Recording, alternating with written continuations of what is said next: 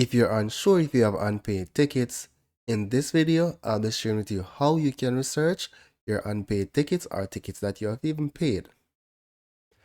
So you're going to go to trafficticketlookup.gov.jm, enter your driver's license number, your date of birth, the original date your driver's license was issued, the original date your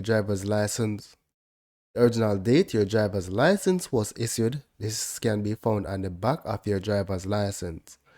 Your control number, which can also be found at the back of your driver's license to the bottom.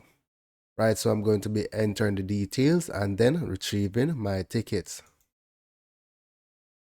So once you have successfully entered the information correctly, you'll see a list of tickets popped up.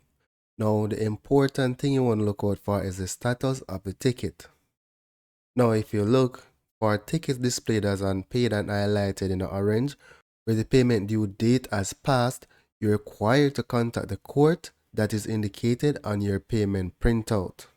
So I hope this video was helpful. Pay your tickets and don't get any warrant. So that's it for now, guys. Thank you for watching and don't forget to leave a like or comment on this video.